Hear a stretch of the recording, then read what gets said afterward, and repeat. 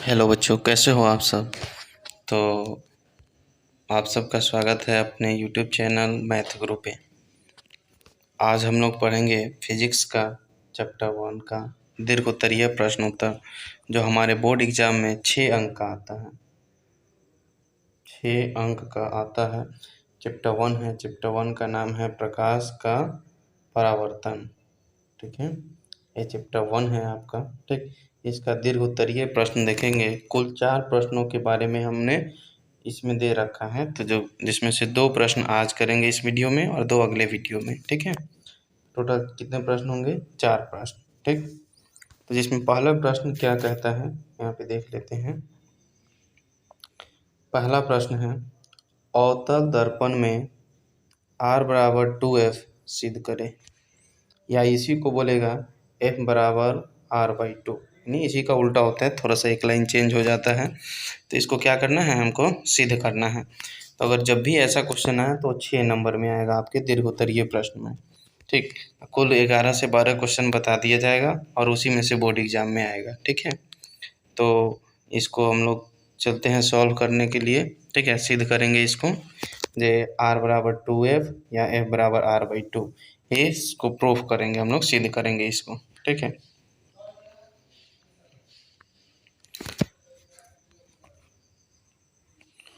इसके लिए सबसे पहले आप लोगों को ये अवतल दर्पण बोला है, तो एक अवतल दर्पण बना लेना होगा। क्या बनाना होगा? अवतल दर्पण। ठीक है, तो यहाँ पे अवतल दर्पण जो है BN बन गया। ठीक है, BN अवतल दर्पण बन गया। ठीक, तो एक अवतल दर्पण बना दिए। तो ऐसे अवतल दर्पण आप लोग बना लीजिएगा और इसको बाहर से क्या कर दिया जाता है? कलर्ड कर दिया जाता है, रंग दिया जाता है। ठीक, उसमें एक एक्सिस बना लीजिएगा, एक्स और एक्स डैश। और ये यहाँ पे जिस पॉइंट पे मिलता है उसको यहाँ पे P बोलते हैं, P। तो ये क्या होता है? ध्रुव होता है। यहाँ पे एक पॉइंट होता है जिसको हम लोग F बोलते हैं, और एक पॉइंट को हम लोग C बोलते हैं। F जो है फोकस होता है। F क्या होता है? फोकस। ये सब बातें ध्यान में रखना है। फोकस लिखा गया, ये नहीं होगा, फोकस। और C क्या है? वक्रता केंद्र। वक्रता केंद्र। ठीक है, तो इतना बातें को ध्यान में रख के तब चलना है। इसको इरेज करते हैं ताकि देखे आप लोगों को फ्रेश फिगर। चलिए आ जाइए। तो हमने वही काम किया है कि यहाँ पे एक जो है ये दर्पण बना लिया है, अवतल दर्पण BN। ठीक है, AB लाइट उससे होकर के गया, और ये दर्पण से परावर्तन के बाद फोकस से होकर जाता है।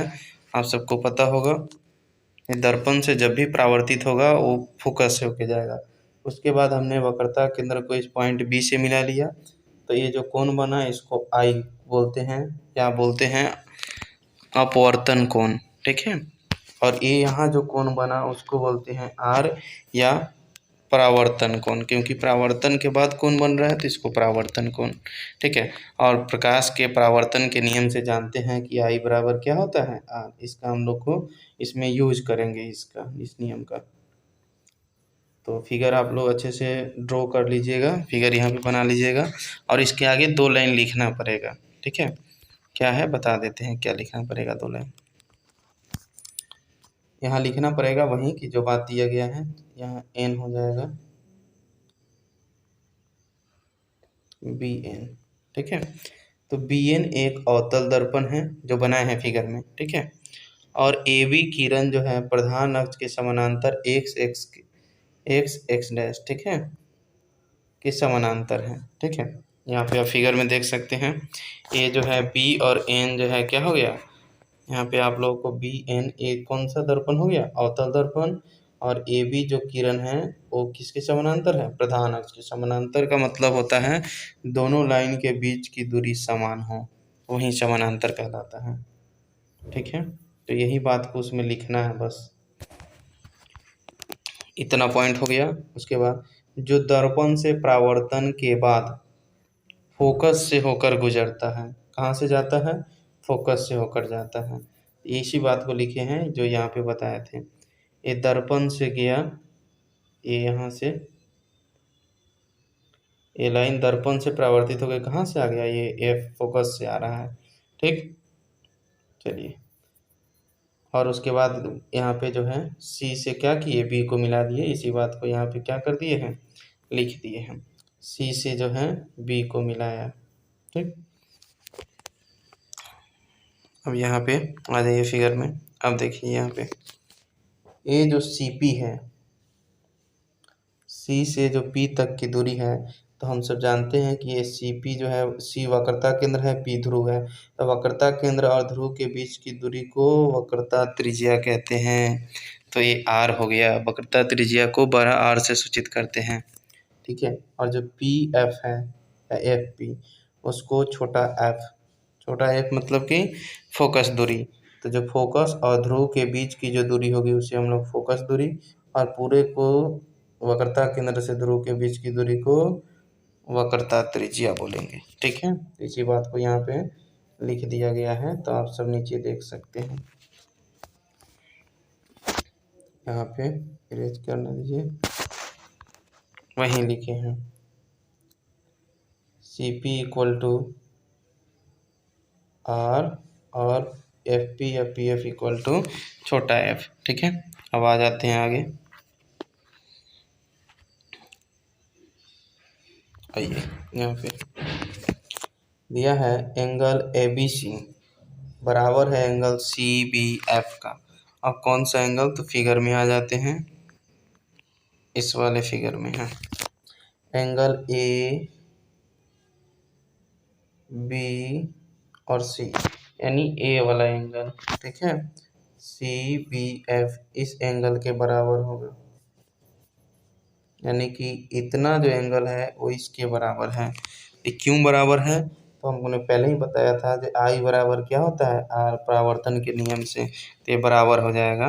तो ये आपका इक्वेशन हम पहला मान लिए, यहाँ लिख दिए रीजन में, क्या हो गया, आई बराबर आर हो गया।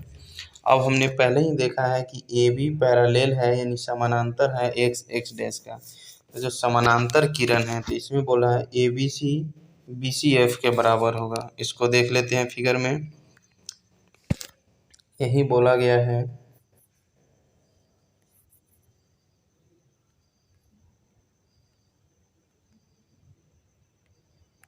ठीक है, ये जो है ए बी सी यानी ए वाला कोण बराबर होगा सी बी एफ इस वाले कोण के। कैसे बराबर होगा, तो एकांतर कोण से, एकांतर कोण से बराबर हो जाएगा। ठीक है, तो ये एकांतर कोण से बराबर हो गया। ठीक, तो अब इसको क्या करेंगे, हम लोग आ जाएंगे पहले वाले पे। इसको हमने इक्वेशन 2 मान लिया। अब देखिए यहाँ पे दोनों में ए बी सी एंगल बराबर है, तो इधर वाला भी बराबर हो जाएगा। वहीं लिखे हैं समीकरण 1 तथा 2 से, समीकरण 1 तथा 2 से ए बी सी एंगल बराबर हो जाएगा एंगल सी बी एफ बराबर हो जाएगा एंगल बी सी एफ। ठीक है, अब जो है यहाँ पे एक त्रिभुज बन जा रहा है, यहाँ पे आप लोग ध्यान से देखिएगा।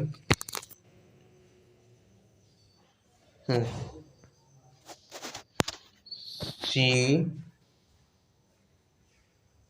बी एफ, इसमें जो ए वाला कोण है, इस कोण के क्या हो गया, बराबर हो गया। यानी जब दो कोण आपस में बराबर होता है तो उसके विपरीत भुजा भी क्या हो जाते हैं, बराबर हो जाते हैं। तो यहाँ पे जो बी एफ है वो बराबर हो जाएगा किसके, सी एफ के। यहाँ पे लिख लेते हैं बी एफ बराबर सी एफ, ये बराबर हो जाएगा। क्यों, क्योंकि ये एक समद्विबाहु त्रिभुज बना। ठीक, तो यहाँ पे लिख दिए हैं हम, आप लोग देख सकते हैं नीचे।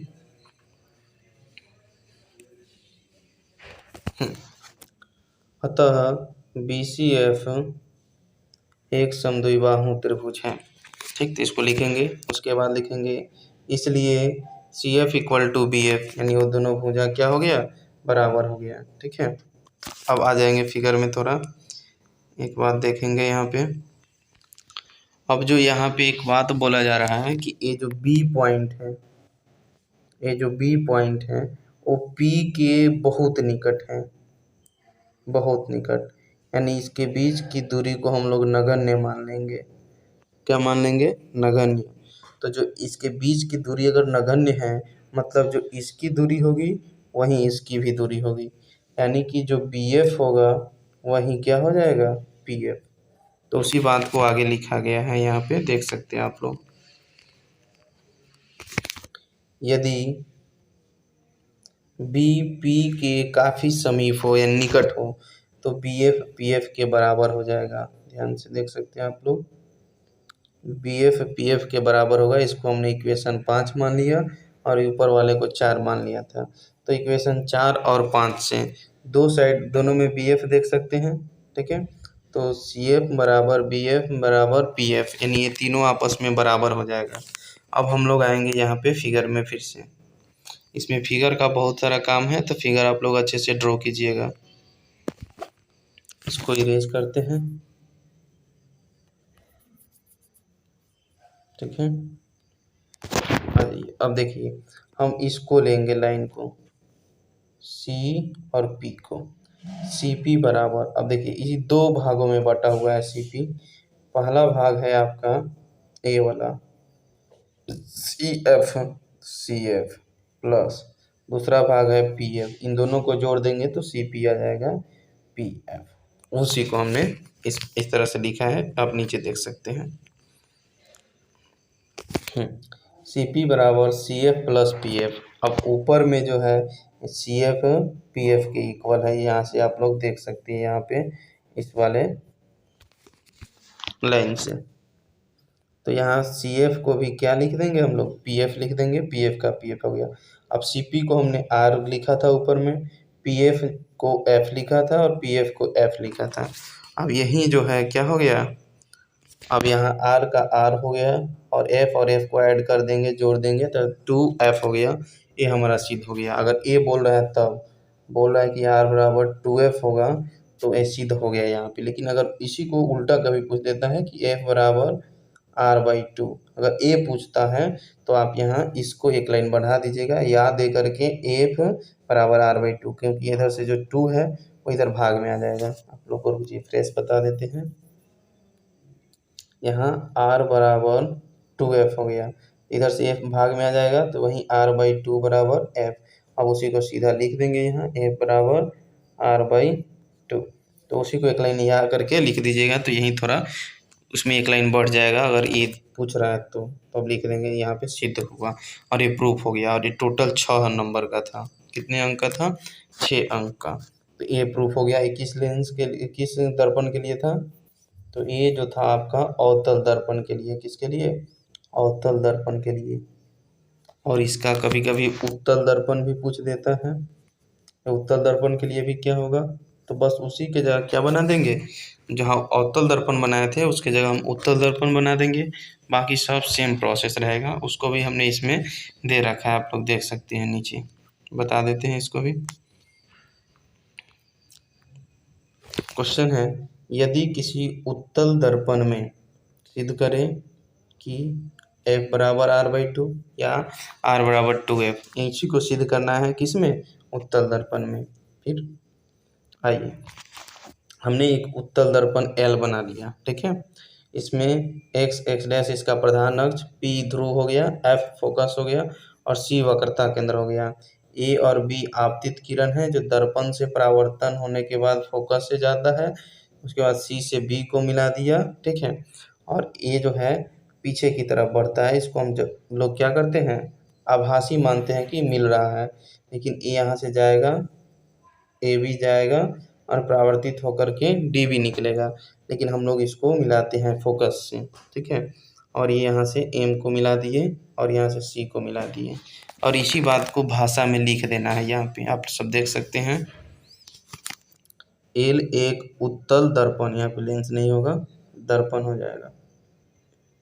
उत्तल दर्पण है, x डैश प्रधान अक्ष है, P F यहाँ पे F फोकस है, C वक्रता केंद्र है, AB किरण दर्पण से परावर्तन के बाद F बिंदु पर मिलती है। AB कहाँ मिलती है, F बिंदु पर मिलती है। यहाँ दर्पण था और यहाँ F था, ठीक। एफ बिंदु पर यानी फोकस पर मिलती है और सी से बाद में बी को मिला दिया। ठीक है, फिगर आप फिर से देखिए। अब ए जो यहाँ एफ सी है, क्या बोलते हैं, F C sorry C P, तो सी पी फिर यहाँ पे क्या हो जाएगा, आर हो जाएगा। सेम प्रोसेस वही रहेगा। पी एफ क्या हो जाएगा, छोटा एफ हो जाएगा। तो उसी बात को हमने क्या किया है, लिख दिया है। C P equal to R और सी यहाँ पी एफ इक्वल टू छोटा एफ हो जाएगा। ठीक है, हो गया। अब चलिए यहाँ पे इसको आगे बढ़ते हैं हम लोग। A B M equal to कोण डी बी एम एक बराबर हो जाएगा, क्योंकि परावर्तन का नियम कहता है आई बराबर आर। आप सब फिगर में देख सकते हैं कौन सी कोण की बात हो रही है।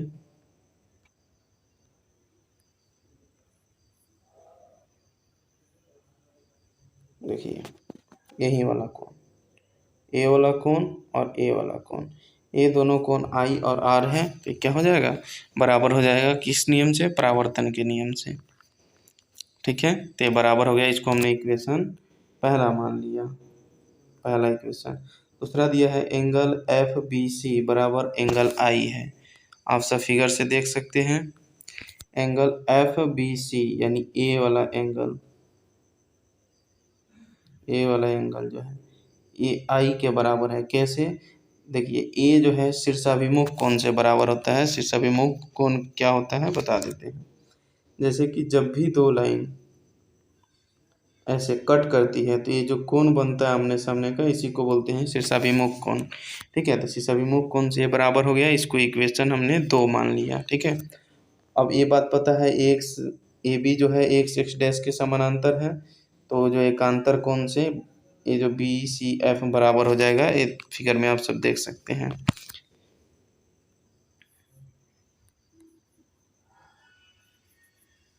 ठीक है, ये जो यहाँ पे एंगल बनेगा यहाँ पे, हाँ, ये जो है इस आई के बराबर हो जाएगा। क्यों, एकांतर कोण से ये समानांतर लाइन है और इसको ऐसे खींचा गया है, तो ये वाला कोण जो है इस कोण के क्या हो जाएगा, बराबर हो जाएगा। ठीक है, एकांतर कोण से। चलिए इसको थोड़ा इरेज कर देते हैं, आगे बढ़ते हैं। आइए आगे। ठीक है, तो ये बराबर हो गया। ठीक, तो हम यहाँ पे समीकरण 2 और 3 से चलेंगे। समीकरण 2 और 3 से। ठीक है, समीकरण 2 और 3 में क्या है कि दोनों साइड में आई आई है, तो ए दोनों साइड वाला बराबर हो जाएगा। एल एच एस दोनों का बराबर है, तो दोनों का आर एच एस बराबर है, तो एल एच एस भी क्या हो जाएगा, बराबर हो जाएगा। तो उसी को लिख दिए हैं। एफ बी सी बराबर हो जाएगा बी सी एफ का। ठीक है, तो इसमें देख सकते हैं अब क्या हो गया फिगर में कि ए वाला जो कोण था, ए वाला कोण इस कोण के बराबर हो गया। अब पता है हम लोगों को कि जब भी एक त्रिभुज का 2 कोण बराबर हो जाए तो समद्विबाहु त्रिभुज कहलाता है। समद्विबाहु यानी उसका 2 भुजा बराबर है। ठीक है, 2 भुजा बराबर है तो इसके अपोजिट भुजा, उल्टा भुजा, तो यहाँ पे जो बी एफ है वो सी एफ के बराबर हो जाएगा। ठीक है, तो आप सब इसको ध्यान रखिएगा, इसी को लिखा गया है यहाँ पे। अतः ए बी सी एक समद्विबाहु त्रिभुज है, तो बी एफ सी एफ के बराबर हो जाएगा। इसको हमने समीकरण 4 मान लिया है। अब जो है बी पी के बहुत निकट है, फिर वही बात मानना है। यहाँ पे सेम वैसे ही रहेगा, खाली दर्पण बदल जाएगी, पहले वाला जैसा ही रहेगा। चलिए, बोला गया है कि ये जो बी पॉइंट है पी के बहुत निकट है, जो इसकी दूरी और इसकी दूरी दोनों क्या हो जाएगी, बराबर हो जाएगी, यानी B F equal to P F. ठीक है, ए इक्वल हो जाएगा, बराबर हो जाएगा। चलिए उसी को लिखा गया है यहाँ पे, B F equal to P F. इसको समीकरण 5 मान लिया। 4 और 5 से दोनों साइड में क्या दिया है, बी एफ, तो यहाँ पे एल एच एस बराबर है, तो आर एच एस भी क्या हो जाएगा, बराबर हो जाएगा। यानी सब इक्वल हो गया, बी एफ, सी एफ और पी एफ, और ये सभी एफ के इक्वल हैं। ठीक है, अब हम लोग आ जाते हैं यहाँ पे सी पी बराबर C F plus P F, पहले वाले में भी देखे थे, इसमें भी चलिए बता देते हैं फिगर से।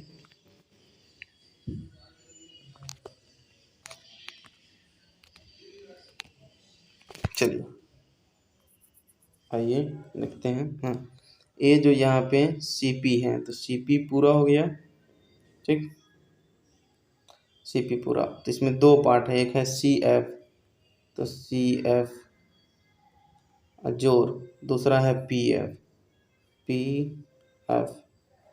तो इन जब दोनों को जोड़ेंगे तो बनेगा सी पी या पी सी। ठीक है, तो यही बात था उसमें, इसको लिख देना है। तो इसी को हम लोगों ने यहाँ पे क्या किया है, लिख दिया है। और सी पी का सी पी हो गया, और सी एफ को हम लोग क्या लिख देंगे, पी एफ, क्योंकि ऊपर में यहाँ पे दिया गया है C F equal to P F. ठीक है, और ये क्या हो जाएगा फिर P F, P F F F हो गया। सी पी को हमने आर ऊपर में लिखा था, तो आर बराबर एफ एफ को ऐड करेंगे तो टू एफ हो गया। तो ये सिद्ध हो गया, अगर टू एफ पूछ रहा है तो सिद्ध हो गया। अगर पूछ रहा है कि एफ बराबर आर बाई टू, तो एक लाइन याद दे करके एफ बराबर आर बाई टू लिख देंगे और सिद्ध हो गया ये। ठीक है, तो ये दो क्वेश्चन था 6 अंक का। कितने अंक का था, 6 अंक का था क्वेश्चन। 6 अंक के क्वेश्चन आते हैं, और ये बहुत ही बार एग्जाम में क्या किया गया है, रिपीट किया गया क्वेश्चन है। तो आप सबको इसी तरह से जो है टोटल दीर्घ उत्तरीय प्रश्न जितने भी होंगे करा देंगे हम इसी यूट्यूब चैनल पे। तो इसको चैनल को सब्सक्राइब कर लीजिए, क्योंकि ये चैनल आपके लिए बहुत ही मददगार सिद्ध होगा 2024 के एग्ज़ाम के लिए। ठीक है, जितने भी दीर्घ उत्तरीय क्वेश्चन होंगे, दीर्घ उत्तरीय क्वेश्चन होंगे आपके साइंस के हो गए, ठीक है, संस्कृत में जो भी लघु उत्तरीय क्वेश्चन हो जाएगा, साथ में मैथ का क्वेश्चन, तो सब करा दिया जाएगा इसी यूट्यूब चैनल पे। चलिए मिलते हैं अगले वीडियो में, इसका पार्ट 2 लेकर के आएंगे, उसमें भी 2 क्वेश्चन आएंगे। उसमें हम लोग सिद्ध करेंगे दर्पण सूत्र को। किसको सिद्ध करेंगे, दर्पण सूत्र को सिद्ध करेंगे, और साथ में ये जो चैप्टर 1 का 4 जो होगा दीर्घ उत्तरीय समाप्त हो जाएगा। ठीक है, तो वीडियो अच्छा लगे तो लाइक कीजिएगा, सब्सक्राइब कीजिएगा, और चैनल को सब्सक्राइब करके और उसके बाद बेल आइकन को दबा देना है, ताकि नोटिफिकेशन आप लोगों को क्या करे, मिलती रहे।